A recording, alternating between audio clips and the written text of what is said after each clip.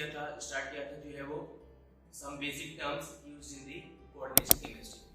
सो students जो है वो हमने वो बेसिक टर्म में जो है वो सबसे पहले हमने वहाँ पर डिस्कस किया था सेंट्रल मेटल एटम, फिर हमने सेकेंड जो है वो डिस्कस किया था लिगेंड्स के बारे में। ठीक है, तो हमने पूरा लिगेंड्स देखा, लिगेंड्स का क्लासिफिकेशन देखा, फिर जो हमने उसमें कुछ जो है वो मोनोडेंटेड लिगेंड्स के जो है वो एग्जांपल जो है वो डिस्कस करेंगे। ओके स्टूडेंट्स, सो स्टूडेंट्स जो है वो आज हम लोग डिस्कस करेंगे जो है वो जितने भी पॉलीडेंटेड लिगेंड्स हैं जो है वो उनका एग्जांपल। ठीक है, तो स्टूडेंट्स जो है वो पॉलीडेंटेड लिगेंड में सबसे पहले हम जो है वो स्टार्ट करेंगे यहाँ पे। ठीक है, एग्जांपल्स ऑफ जो है वो बाइडेंटेड लिगेंड। ठीक है, सो स्टूडेंट्स जो है वो आपको याद होगा कि जो बाइडेंटेड लिगेंड्स होते हैं वो एक ऐसे लिगेंड्स होते हैं जिनके अंदर जो है वो टू डोनर एटम होता है। क्या बताओगे आप लोग?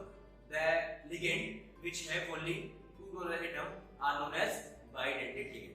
सो स्टूडेंट्स हम बोलेंगे यहाँ पे जितने भी मैंने एग्जांपल्स देखे हैं सब जो है वो बाइडेंटेड लिगेंड के एग्जांपल्स हैं। जैसे फॉर एग्जांपल अगर हम स्टार्ट करें पहला एग्जांपल जिसकी सबसे मोस्ट कॉमन एग्जांपल है जिसको हम बोलते हैं इथाइलिन डाइअमाइन। ओके स्टूडेंट्स, पहला एग्जांपल क्या रहेगा? Ethylene diamine. इसको हम जो है वो इन भी बोलते हैं स्टूडेंट्स। ओके, शॉर्ट फॉर्म में कभी भी अगर आपको एक कॉम्प्लेक्स फॉर्म में लिख के आएगा तो ये स्क्वायर ब्रैकेट में ऐसा जो है वो इन लिख के आएगा। फिर जो स्टूडेंट्स अगर हम इसका स्ट्रक्चर देखेंगे सर आप बताओगे इसमें देखो पहला वर्ड क्या है? इथाइलिन। इसका मतलब इसमें जो है हमको एक इथाइलिन का पहले मॉलिक्यूल लेना है। तो इथाइलिन का जब हम मॉलिक्यूल लेंगे तो इथाइलिन के बीच का जो एक डबल बॉन्ड है पाई बॉन्ड उसको हम ब्रेक कर देंगे। सो बॉन्ड ब्रेक करने के बाद क्या होगा कि दोनों कार्बन की एक जो वैलेंसी है वो क्या हो जाएगी? फ्री हो जाएगी। अब जब कार्बन की दोनों वैलेंसी फ्री हो जाएंगी तो हम क्या करेंगे? वहां पे दो अमाइन ग्रुप ला के अटैच कर देंगे तो ये मॉलिक्यूल हमारा क्या बन जाएगा? इथाइलिन डाइअमाइन, या उसको हम जो है वो इन बोलते हैं। ओके स्टूडेंट्स, सो इथाइलिन डाइअमाइन में अगर हम देखें तो यहाँ पे हमारे पास क्या है? दो अमाइन ग्रुप्स हैं, यहाँ पे दो नाइट्रोजन है और हर एक नाइट्रोजन के पास जो है वो एक लोन पेयर ऑफ इलेक्ट्रॉन है। इसकी वजह से इसमें जो है वो टू जो है वो डोनर एटम्स हैं और दोनों एटम्स इसमें सेम है वो नाइट्रोजन। इसके लिए इसको हम बोलते हैं ये जो है एक बाइडेंटेड लिगेंड। ओके स्टूडेंट्स, अब जो है वो अगर हम देखें नेक्स्ट एग्जांपल तो जो नेक्स्ट एग्जांपल होता है वो होता है ऑक्सीनेट का। क्या होता है स्टूडेंट्स? ऑक्सीनेट का। इसको हम शॉर्ट फॉर्म में क्या बोलते हैं? OX भी बोलते हैं, या जो इसका फार्मूला होता है आपको जो कॉम्प्लेक्स में लिख के आएगा ब्रैकेट के अंदर वो होता है C2O4-2।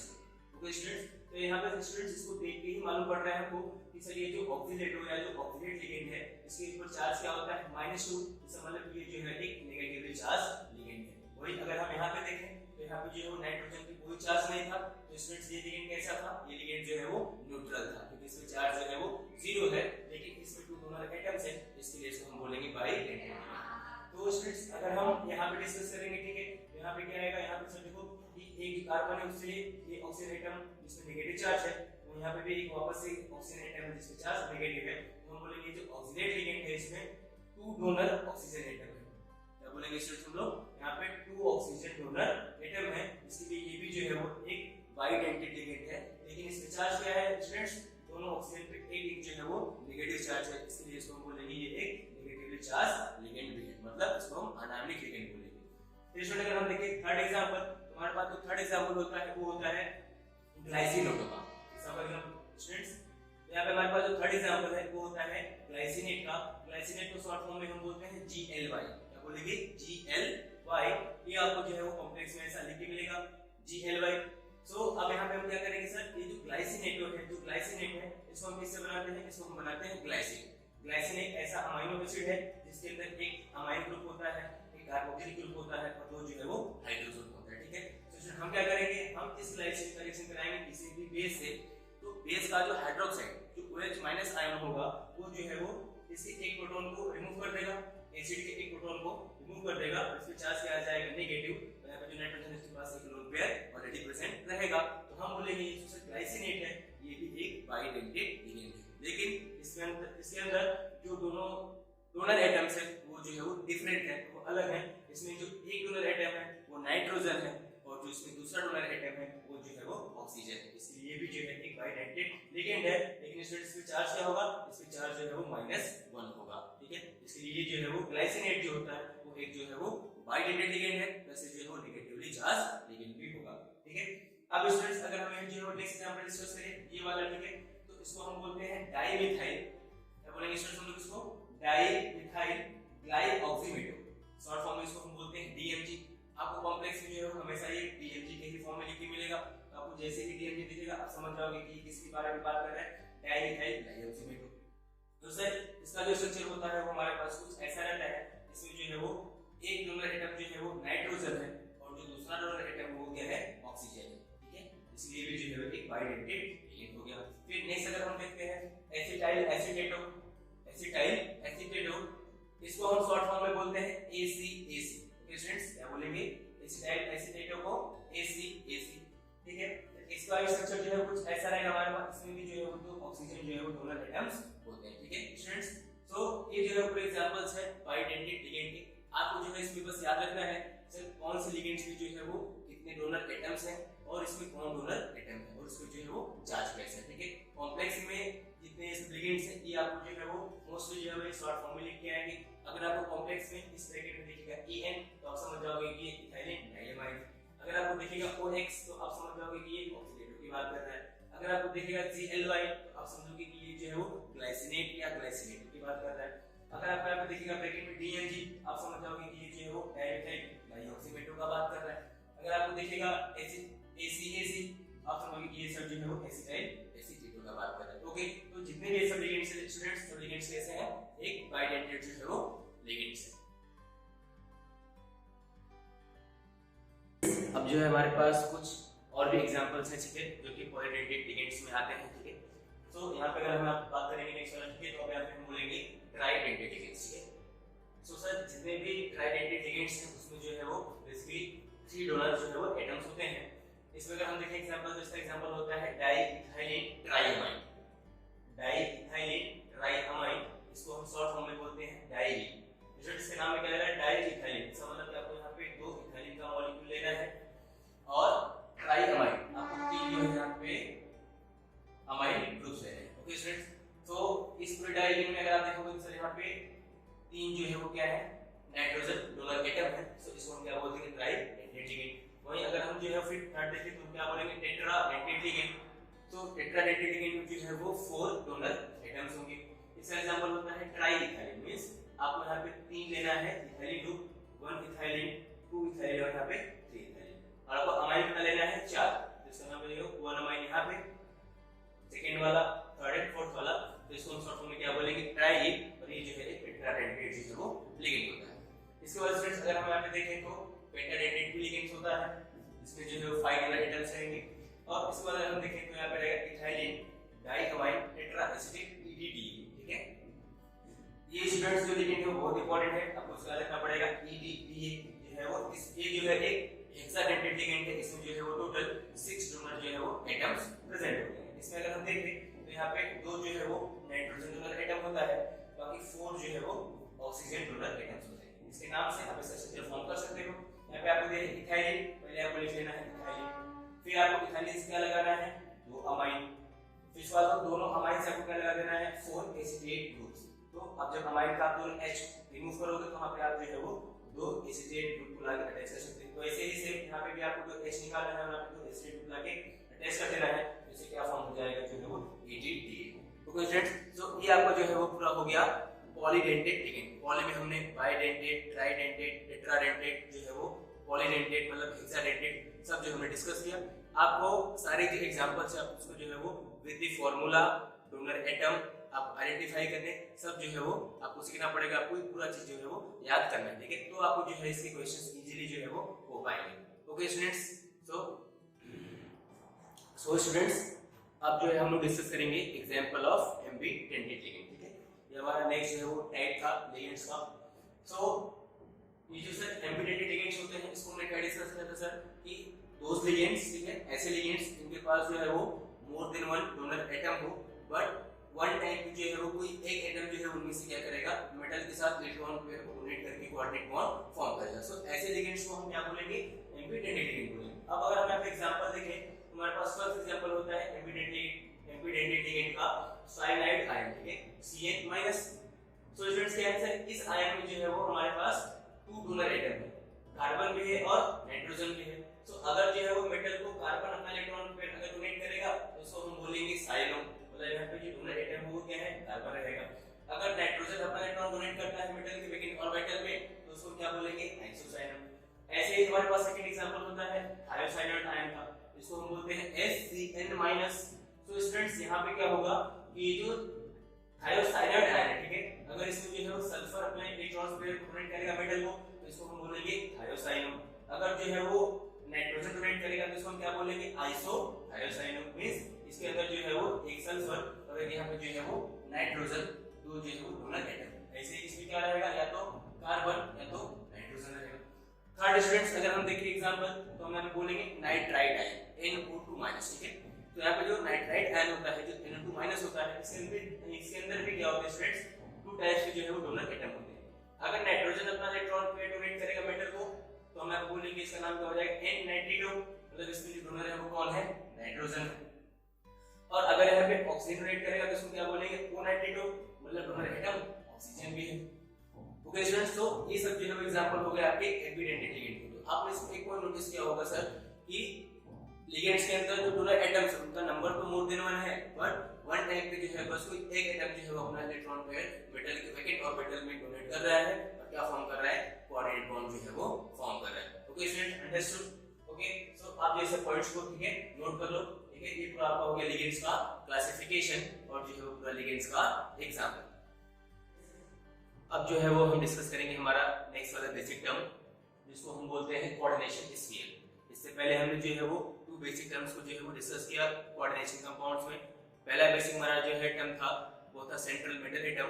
दूसरा जो है वो हमने पूरा लिगेंड्स के बारे में जो है वो डिस्कस किया कि लिगेंड्स क्या होता है, एग्जांपल्स क्या हैं, क्लासिफिकेशन से क्या, हमने पूरा जो है वो डिस्कस किया।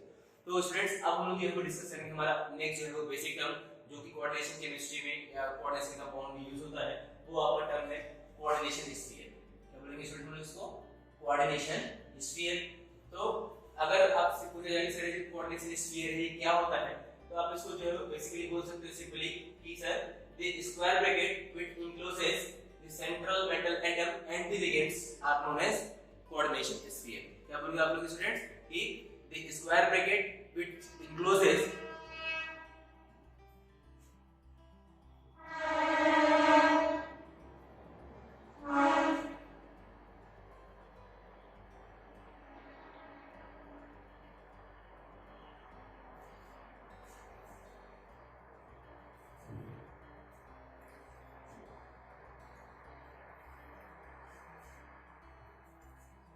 सो स्टूडेंट्स आप इसको जो है वो क्या बोल सकते हो कि the square bracket that encloses the central metal atom and the ligands are known as coordination sphere. मतलब कि जो कोऑर्डिनेशन स्फीयर है सर ये एक ऐसा स्क्वायर जो है वो ब्रैकेट टाइप स्ट्रक्चर होता है जिसके अंदर जो है वो क्या इंक्लोज रहता है, सेंट्रल मेटल एटम एंड जो है वो लिगेंड्स। तो यहां पे हमने वही चीज लिख दिया।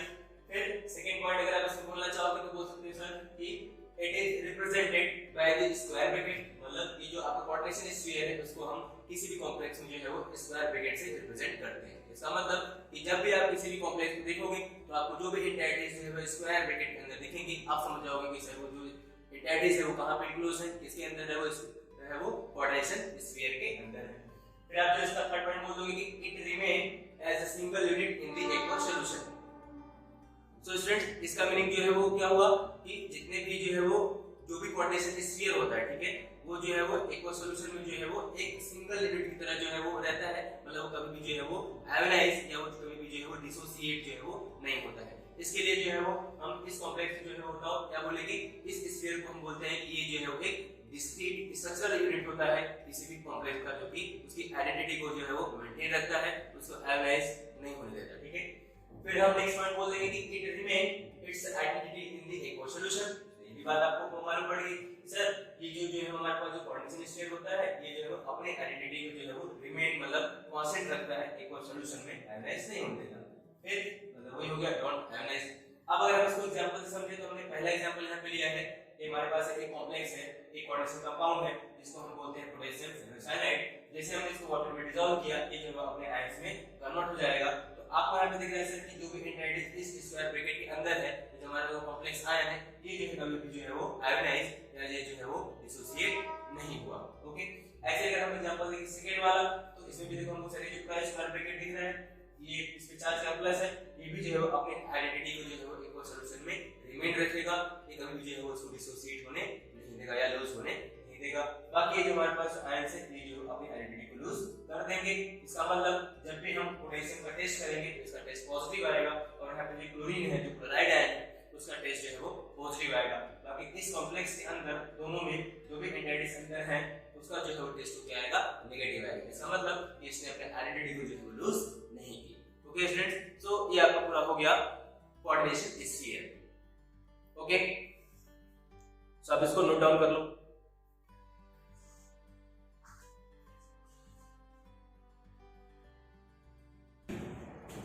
सो स्टूडेंट्स, अब जो है वो हम लोग डिस्कस करेंगे अपना जो है वो नेक्स्ट वाला बेसिक टर्म, जिसको हम बोलते हैं आयोनाइजेशन स्फीयर। आपने इससे पहले अभी देखा कोऑर्डिनेशन स्फीयर, उसको हमने डिस्कस किया। अभी हम यहाँ पे देखेंगे आयोनाइजेशन स्फीयर। सो स्टूडेंट्स, जो है वो जो आयोनाइजेशन स्फीयर होता है बेसिकली क्या होता है आप बताओगे, the space which is present outside the coordination sphere. क्या बताओगे कि सर किसी भी कॉम्प्लेक्स के अंदर जो space coordination sphere square bracket के बाहर प्रेजेंट है उस स्फीयर को ही हम क्या बोलते हैं, वो स्पेस को हम क्या बोलेंगे, आयोनाइजेशन स्फीयर बोलेंगे। क्या बोलोगे स्टूडेंट्स, सर वो स्फीयर या वो स्पेस जो कि जो है वो स्क्वायर ब्रैकेट या कोऑर्डिनेशन स्फीयर के बाहर प्रेजेंट है, आउटसाइड प्रेजेंट है, उसको हम क्या बोलते हैं, आयोनाइजेशन स्फीयर।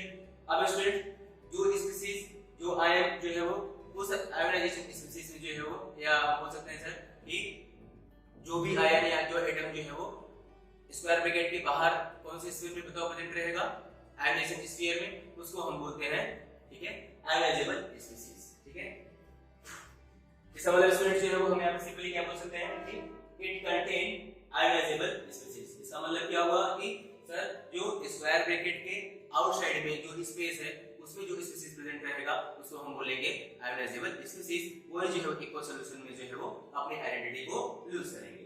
फिर स्टूडेंट यहाँ पे हम बोलेंगे it loses their identity in the aqueous medium. It means क्या होगा कि सर जो स्पीशीज जो है वो आयोनाइजेशन स्फीयर में प्रेजेंट है वो अपनी आइडेंटिटी को जो है वो लूज कर देते हैं जब उनको हम वाटर में डिसॉल्व करते हैं। ओके, अब इसको हम ये दो एग्जांपल्स जो है वो थोड़ा अच्छे तरीके से समझ सकते हैं। हमारे पास स्टूडेंट्स यहाँ पे जो फर्स्ट एग्जांपल है वो होता है K4FeCl6 का, इसको हम बोलते हैं पोटेशियम फेरोसाइनाइड।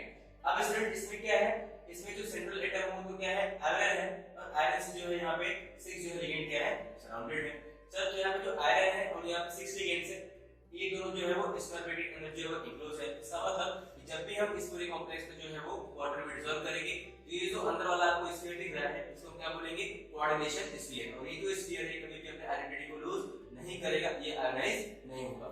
और इस स्फीयर के आउटसाइड में बाहर में जो आपको स्पेस दिख रहा है दूसरा वाला स्फीयर, इसी को हम बोलते हैं आयोनाइजेशन स्फीयर। इस आयोनाइजेशन स्फीयर में जो स्पीशीज प्रेजेंट रहेंगी उन्हीं का जो है वो क्या होगा, आयोनाइजेशन होगा। और आपको दिख रहा है सर कि इस स्क्वायर ब्रैकेट के बाहर इस कॉम्प्लेक्स में जो है वो 4 जो है वो इसके एटम्स हैं, पोटेशियम के एटम्स हैं। तो हम जैसे इनको वाटर में डिसॉल्व करेंगे तो हमको यहाँ पे क्या मिलेगा, हमको यहाँ पे जो है वो 4 पोटेशियम प्लस जो है वो आयन मिलेगा। इसका मतलब ये ब्रैकेट जो है वो बाहर वाला वो जो है वो ब्रेक होगा, बाहर वाला इससे जो है वो ब्रेक डाउन होगा, वो अपने आइडेंटिटी को लूज करेंगे और यहाँ से पोटेशियम क्या हो जाएगा, बाहर हो जाएगा।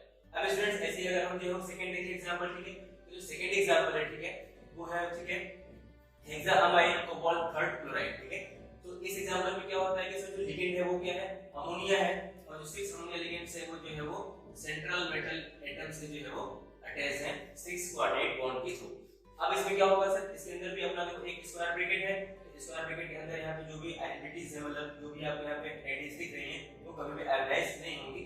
उसके बाहर जो स्पेस होगा उसको हम क्या बोलेंगे, आयोनाइजेशन स्फीयर। और इस कॉम्प्लेक्स में इस ब्रैकेट के बाहर आयोनाइजेशन स्फीयर में जो है वो यहाँ प्रेजेंट है स्टूडेंट्स, यहाँ पे 3 जो है क्लोरीन प्रेजेंट है। तो जब हम इसको वाटर में डिसॉल्व करेंगे तो ये हमको क्या देगा, एक पूरा हमारा कॉम्प्लेक्स आयन बनेगा। हमको यहाँ पे 3Cl- आयन मिलेंगे जो कि अपने आइडेंटिटी को लूज कर देंगे पॉजिटिव टेस्ट देंगे।